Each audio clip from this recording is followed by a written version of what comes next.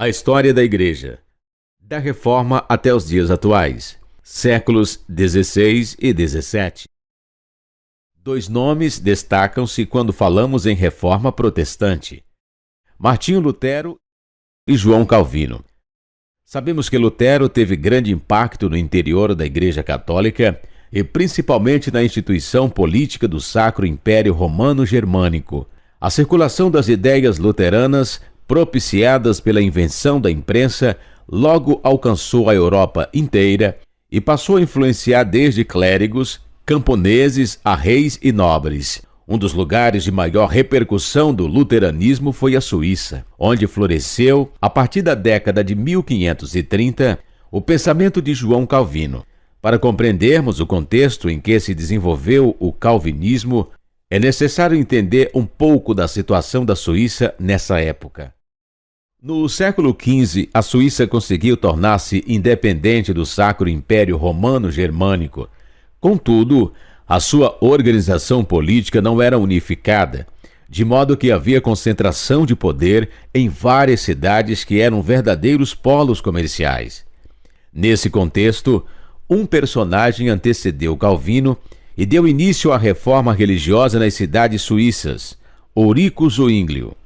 Zwinglio apoiava as ideias de Martinho Lutero e propagava-as abertamente. Tornou-se uma figura de certa popularidade por causa de suas ações humanitárias, numa época em que a Suíça foi atingida pela peste bubônica. Seus pensamentos agitaram várias regiões da Suíça e chegaram a provocar a Guerra Civil de 1531, na qual morreu. Nesse mesmo ano, foi proposto um primeiro acordo, intitulado Paz de Capel, com vistas ao estabelecimento da tolerância religiosa na Suíça. Nos anos seguintes, as revoltas prosseguiam em outras regiões, principalmente em Genebra, que ainda estava dividida entre os católicos e os protestantes ascendentes. Foi em Genebra que Calvino despontou como um personagem de grande importância. Assim como Zwinglio, Calvino era um entusiasta das ideias de Lutero e levou algumas de suas premissas às últimas consequências teológicas, como a questão da predestinação. O calvinismo logo se espalhou para outras regiões da Europa, sobretudo para Inglaterra, Escócia e França. Martinho Lutero escreveu as suas 95 teses em 1517, quando Calvino tinha 8 anos de idade. João Calvino, 1509-1564. João Calvino nasceu em 10 de julho de 1509 na França, nos últimos anos do reinado do rei Luís XII, que foi sucedido por Francisco I em 1515. Em 1532, terminou o doutorado em Direito em Orleans e, aos 23 anos, era já um famoso humanista, seguindo os passos de Erasmo de Roterdã. Em 1536, com 26 anos, Calvino chega a Genebra. Nesta época, Genebra era quase uma cidade-estado, uma república que desde cedo se emancipou na conquista da sua liberdade municipal. Anos antes, em 1522, já havia ocorrido um conflito contra os confederados, que eram os cristãos protestantes de origem francesa, no francês, huguenotes. Em 1533, houve o primeiro culto protestante de que há conhecimento nesta cidade. São então cunhadas moedas com a inscrição Post Tenebras Lux, após as trevas, a luz. Calvino casou-se em agosto de 1540 na França com a viúva Idélette de Bourg, que traz 2 crianças do seu prévio casamento. Calvino tem 31 anos de idade. A cerimônia do casamento foi dirigida por Guilhem Farel. Em 1541, a peste negra ou peste bubônica ressurgiu em Estrasburgo, na França. Idélette e as 2 crianças procuram abrigo em casa de um irmão dela, nas redondezas. Em 13 de setembro de 1541, Calvino chegou pela segunda vez a Genebra, mas, desta vez definitivamente. Começou então a organizar e estruturar, de acordo com as linhas bíblicas, os ministérios e a ação dos professores e diáconos. Em 1542, Calvino publicou em Genebra o seu livro de catecismo. O seu objetivo era a profunda transformação das mentalidades. Qualquer ideia de superstição, de práticas de magia ou de catolicismo era perseguido como idolatria. Em 1542, há um surto de peste negra em Genebra. A peste negra permanecia então um fenômeno incompreensível. Para lidar com a epidemia, era comum que se multiplicassem os casos de feitiçaria e de rituais contra a peste. Este tipo de prática já era conhecido em Genebra antes da Reforma. Os que eram identificados como bruxos eram queimados vivos, enquanto se propaga a ideia de que estas desgraças eram castigo de Deus. Em 1542, o filho de Calvino, Jacques, morreu pouco depois de nascer em 28 de julho. A partir de 1542, e sobretudo na década de 1550, a cidade de Genebra conheceu um grande crescimento demográfico com a chegada de refugiados franceses, protestantes perseguidos na França. Consequentemente, há uma fase de expansão econômica. Em 1549 morre Hipólite Calvino. E Calvino não tornou a casar-se. Dedicou-se somente ao seu ministério. Em 1555, são erguidas as primeiras igrejas calvinistas na França.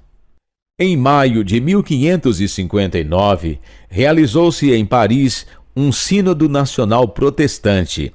Cerca de 30 paróquias aparecem aí representadas. O sínodo foi responsável pela elaboração de um texto de linhas orientadoras com a participação de Calvino na sua criação, que se chamou A Confessão de La Rochelle. Texto confirmado nesta cidade em 1571. Em 1559, Calvino também fundou uma escola e um hospital. Calvino não tinha boa saúde. Nos seus últimos anos de vida, sofria de enxaquecas, hemorragia pulmonar, gota e pedras nos rins. Entretanto, apreciava passar os seus tempos livres no Lago de Genebra, lendo as Escrituras e bebendo vinho tinto. João Calvino morreu em Genebra a 27 de maio de 1564, aos 55 anos, e foi enterrado numa sepultura simples e não identificada, conforme o seu próprio pedido.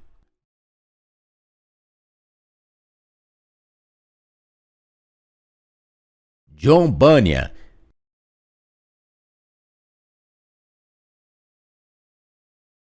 John Bunyan nasceu em Londres em 1628. Foi escritor e pregador cristão, autor de O Peregrino, provavelmente a parábola cristã mais conhecida em todos os tempos. Bunyan teve pouca educação escolar. Ele seguiu seu pai no comércio de funilaria e serviu no exército militar durante a Guerra Civil na Inglaterra. Em 1649, casou-se com Margaret Bentley, que tinha pais piedosos. Ele e sua esposa eram tão pobres que não tinham quase nada de utensílios domésticos como pratos ou colheres. No entanto, ela trouxe seus 2 livros, O Caminho do Homem Simples para o Céu e A Prática da Compaixão, que muito influenciaram a vida espiritual de Bunyan. Em 1655, sua esposa morreu, deixando-o com 4 filhos, um deles cego. Ele casou-se novamente por volta de 1659 com Elizabeth e teve mais 2 filhos deste casamento. Foi também em 1655 nomeado diácono da igreja e começou seu ministério de pregação. Em 1656, ele publicou seu primeiro livro, Algumas Verdades do Evangelho. Este foi seguido por cerca de 66 outros escritos, incluindo seu famoso livro, O Peregrino. Em 1657, ele foi formalmente reconhecido como um pregador. Enquanto viajava, ele continuou seu comércio como funileiro, mas usou todas as oportunidades para pregar em madeireiras, em celeiros, nos vilarejos ou em capelas da cidade. Sua fama como funileiro pregador se espalhou. Centenas de pessoas vieram para ouvi-lo. Enquanto alguns clérigos abriam seus púlpitos para ele, outros se opunham. Com a restauração de Carlos II em 1660 ao trono inglês, leis contra os não conformistas foram revividas, e eles foram novamente submetidos à perseguição. Logo, um mandado de prisão foi emitido contra Bunyan por pregar sem licença. Os magistrados locais o condenou à prisão, a menos que ele prometesse não pregar. Mas ele se recusou a desistir de pregar. Sua segunda esposa, Elizabeth, empenhou-se pela sua libertação, o que poderia ter sido concebido se Bunyan tivesse prometido não pregar. Mas, para a oferta de liberdade, ele sempre respondia: "Se vocês me deixarem sair hoje, vou pregar novamente amanhã." Enquanto estava na prisão, ele leu os 2 livros que tinha trazido consigo, a Bíblia King James e o Livro dos Mártires. Ele ficou confinado na cadeia de Bedford por longos 12 anos, 1660-1672, ganhando a vida fazendo cordão de sapatos de couro até janeiro de 1672, quando Jaime II, sucessor de Carlos II, emitiu a declaração de indulgência religiosa. Ele também pregou a outros prisioneiros e escreveu sua autobiografia espiritual, Graça Abundante ao Principal dos Pecadores.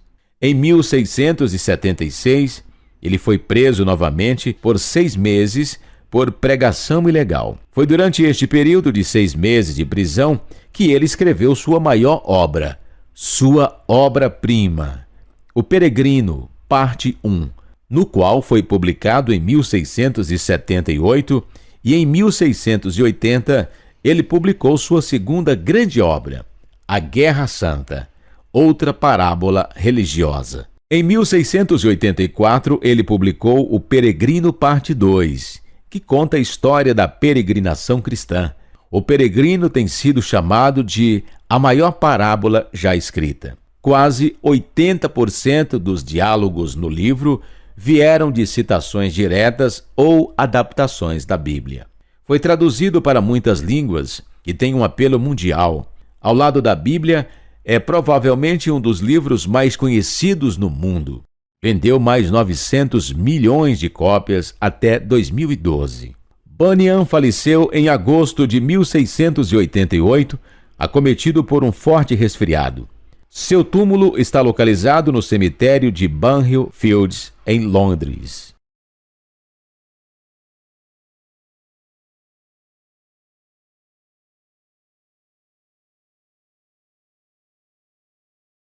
Isaac Watts.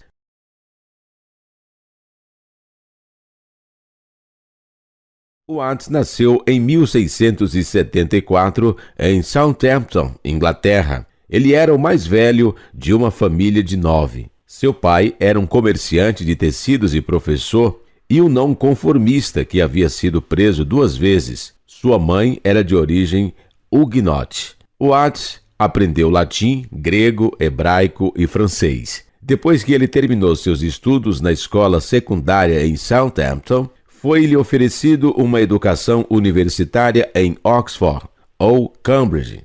Mas Watts recusou essa oferta quando soube que isso implicaria renunciar à sua não conformidade, pois era um protestante. As universidades de Oxford e Cambridge eram restritas a anglicanos, segundo as posições do governo da época. Ele então foi para a academia dissidente em Stoke Newton em 1690. Em 1693, ele se tornou um membro da Congregação Independente em Londres. Com a idade de 20 anos, ele completou sua educação formal e voltou para casa, para Southampton, por cerca de 2 anos e meio. Isaac, certa vez, expressou seus sentimentos pelos cânticos da congregação. A resposta de seu pai foi, então, dê-nos algo melhor. Assim, Watts providenciou um novo hino a cada dia para os próximos 2 anos para a congregação. Muitos de seus hinos, publicados em 1707 a 1709, foram escritas neste período. Watts tornou-se pastor em Londres em 1702. Em 1712 foi acometido por uma febre que o deixou inválido. Durante os últimos 36 anos de sua vida, ele viveu na casa do Sr. Thomas Abney, onde tinha um lindo parque, onde ele sempre buscava inspiração para escrever seus hinos e livros. Watts era de pequena estatura, tinha 1,52 m de altura e sua aparência não era formosa, mas era um homem muito generoso. Ele dava cerca de 1/3 de sua renda anual, que nunca excederam 100 libras. Uma senhorita que tinha se apaixonado pela sua poesia pensava que havia encontrado sua alma gêmea. Quando ela o conheceu, ela recusou-se dar sua mão em casamento com a observação: eu admirava a joia, mas não o porta-joias. Ele deixou um extenso legado de hinos, escreveu cerca de 600 hinos, muitos conhecidos até o dia de hoje. Ele é considerado como o pai dos hinos ingleses modernos. Foi dito que antes de Watts, a igreja cantava salmos. Depois de Watts, a igreja cantava hinos. Watts introduziu uma nova forma de poesia, as chamadas canções originais provenientes da própria experiência cristã, para serem utilizadas na adoração. A tradição mais antiga era baseada em poesia da própria Bíblia, geralmente os Salmos. Watts faleceu aos 74 anos e foi enterrado em Barrowfields, Londres, ao lado de outros cristãos famosos como John Bunyan, Susanna Wesley. Mais tarde, uma placa comemorativa foi colocada na abadia de Westminster, onde ainda pode ser vista hoje.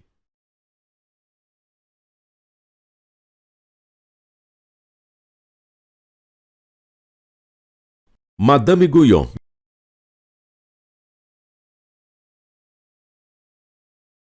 Jeanne Marie Bouvier de la Motte foi levantada por Deus no contexto católico em pleno século XVII. Nasceu no dia 18 de abril de 1648 em Montargis, na província de Orléans, na França. A sua família possuía alguma influência na sociedade francesa e o seu pai, Claude Bouvier, era procurador do Tribunal de Montargis. A saúde da pequena Jeanne era frágil, o que impediu o progresso nos estudos. Desta forma, os seus pais, que eram muito religiosos, a conduziram para a vida de devoção através de um convento. Neste período, a jovem leu muitas obras de alguns professores, freiras e principalmente do bispo de Genebra, Francisco de Sales, cujas obras são muito conhecidas pela introdução à vida devota. Mas por ser muito bonita e por ser atraída pelo mundo, muitas vezes esqueceu suas promessas de fidelidade a Jesus. Em 1664, aos 16 anos, Jeanne casou com o Sr. Jacques Guyon, de 38 anos, 22 anos mais velho do que ela. Um homem muito rico e influente entre os franceses de Montargis. Depois do casamento, Jeanne Marie Bouvier de la Motte ficou conhecida como Madame Guyon. Em 1670, foi vítima da forma mais virulenta de varíola, que destruiu sua beleza, mas a devastação exterior foi contrabalanceada pela sua paz interior. Ela testemunhou. Até 1676, sofreu a perda de filhos, do marido, do pai e de uma grande amiga. Porém, tudo isso serviu apenas para que ela aprofundasse sua experiência com Deus. De 1674 a 1680, ela perdeu a presença de Deus, aprendendo então a andar por fé, não por sentimentos. Após isso, levou muitos à regeneração e à experiência da morte do ego. Grande número de pessoas, após ter contato com Madame Guyon, deixou o mudanismo, o pecado e se consagraram a Deus, e isto despertou o ciúme de líderes católicos que passaram a perseguir Guyon. Fénelon e Lacombe, membros do clero católico que receberam sua ajuda. Embora muito popular e admirada por muitos na corte, seus pontos de vista logo foram suspeitos de heresia. Foi perseguida e aprisionada várias vezes. Seus escritos mais famosos foram Um Método Muito Curto e Fácil de Orar e sua autobiografia. Foi denunciada como perigosa e seguidora de Molinos, aprisionado na mesma época por escritos similares. O rei Luís XIV pediu pessoalmente ao bispo Bossuet, o maior e mais famoso eclesiástico da França, que a examinasse.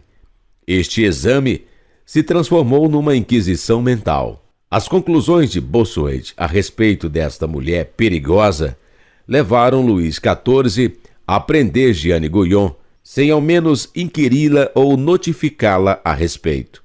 Na verdade, seu único crime foi amar a Deus. Sua culpa foi a primeira devoção e afeição de Cristo.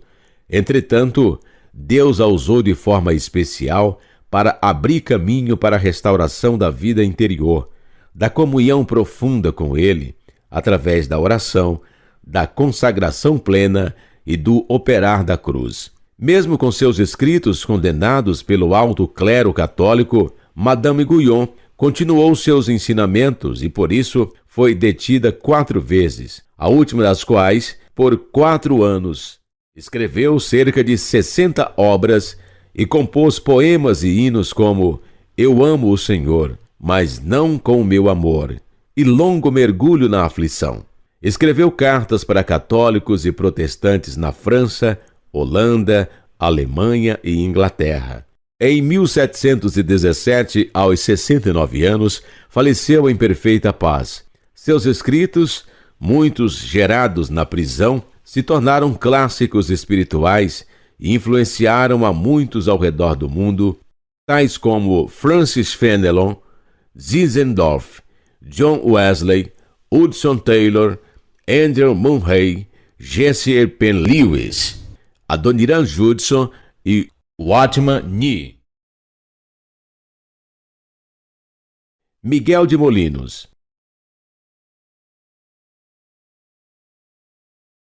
Ele era um padre espanhol e escreveu o livro Guia Espiritual, publicado em 1675.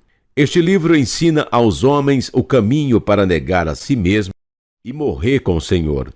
Ele enfatizava a passividade da alma como maneira de abrir-se para a comunicação da luz divina de Deus. Este livro afetou muitas pessoas naquela época. Grande parte dos ensinamentos de Madame Guyon foi baseada nos ensinamentos de Molinos.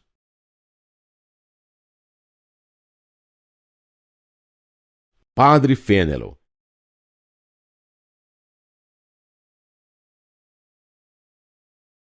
Sacerdote francês, Francis Fénelon tornou-se amigo e familiarizado de Madame Guyon. Seus ensinamentos foram desenvolvidos nas mesmas linhas que ela. Foi a sua defesa quando ela foi condenada por heresia. Em 1695, foi nomeado arcebispo de Cambrai, no norte da França. Em 1697, publicou as famosas Máximas dos Santos, onde estabeleceu a diferença entre a verdadeira e a falsa espiritualidade, usando os escritos e as experiências de muitos santos como verificação.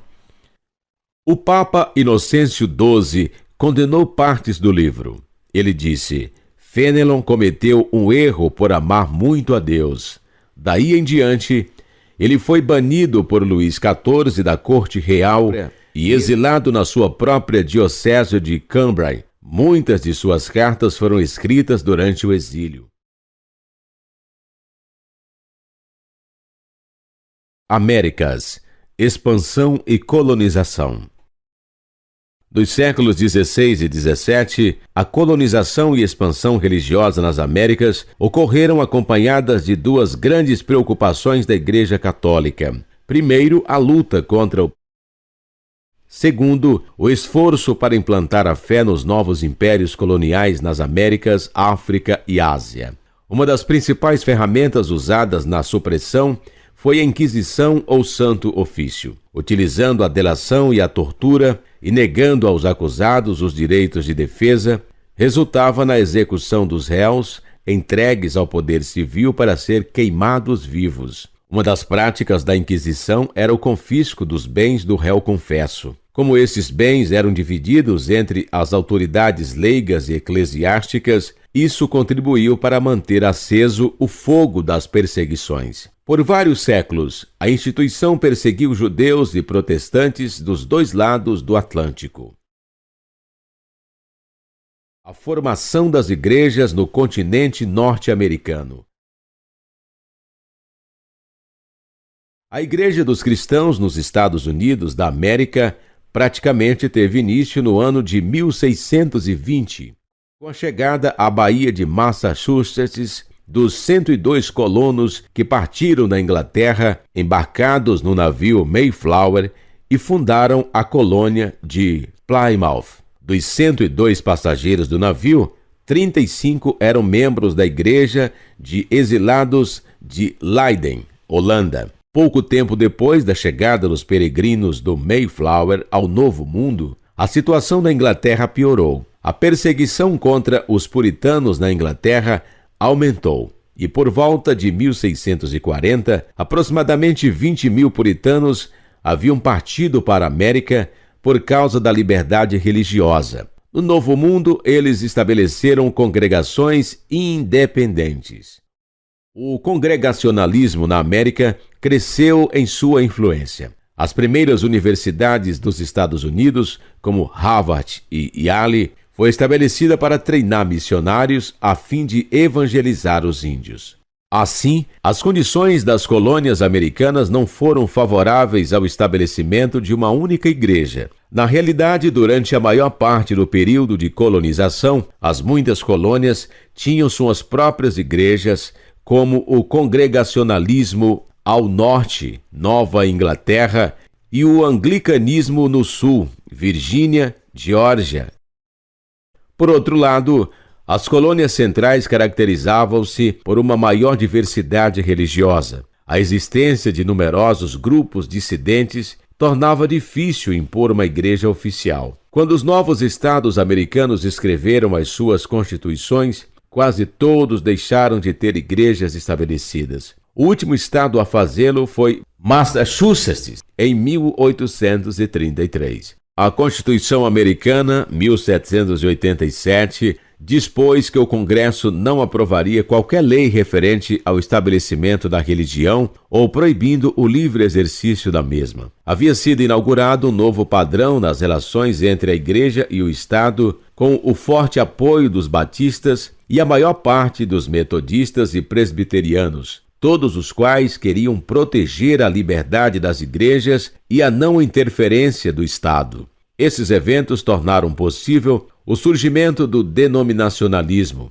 o modelo americano de separação entre igreja e Estado, plena liberdade de consciência e diversidade denominacional foram progressivamente aceitos na maior parte do mundo ocidental.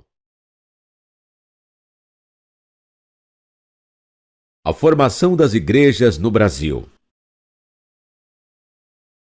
No final da Idade Média, a forte integração entre o Estado e a Igreja deu origem ao fenômeno conhecido como padroado. Pelo padroado, a Igreja de Roma concedia a um governante civil certo controle sobre uma igreja nacional em apreciação por seu zelo cristão e como incentivo a futuras boas obras. Entre 1455 e 1515, 4 papas concederam direitos de padroado aos reis portugueses, que assim foram recompensados por seus esforços em descobrir novas terras e trazer outros povos à cristandade.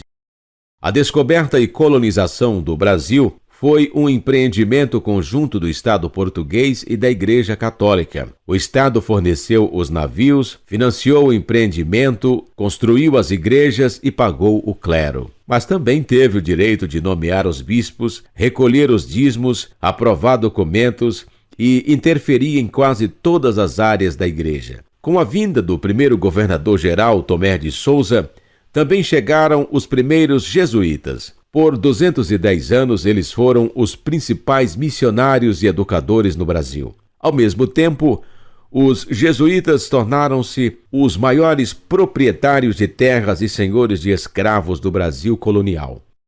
No ano de 1532, chegou ao Brasil o primeiro protestante, um luterano, filho de um amigo de Lutero que aportou em São Vicente. O protestantismo chegou ao Brasil em março de 1557, na Baía de Guanabara, através de um grupo de huguenotes calvinistas franceses. São eles Jean de Bourdelle, Mathieu Vernoy, Pierre Bourdon, André Lafont, com o propósito de estabelecer um refúgio para os calvinistas perseguidos na França. Também foram perseguidos aqui no Brasil em virtude de sua fé reformada. Alguns conseguiram escapar, outros foram condenados à morte por Villegaillon. Foram enforcados e seus corpos atirados de um despenhadeiro em 1558. Antes de morrer, entretanto, foram obrigados a professar por escrito sua fé num prazo de 12 horas, respondendo uma série de perguntas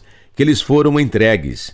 Eles assim o fizeram e escreveram a primeira confissão de fé na América, sabendo que com ela estavam assinando a própria sentença de morte. Ficou conhecido como a Confissão de Fé de Guanabara. Por volta de 1630, durante o domínio holandês em Pernambuco, a Igreja Reformada Holandesa instalou-se no Brasil. Foram fundadas 22 igrejas protestantes no Nordeste do Brasil, sendo que a maior era a do Recife. A Igreja Cristã Reformada batizou índios, lutou por sua libertação e pretendia traduzir a Bíblia para o tupi e ordenar pastores indígenas. Esse período se encerrou com a Guerra da Restauração Portuguesa. Quando não houve mais condições de manter Recife, o Nordeste foi devolvido a Portugal. Terminava, assim, a missão cristã reformada, impossível sem a proteção de um país protestante.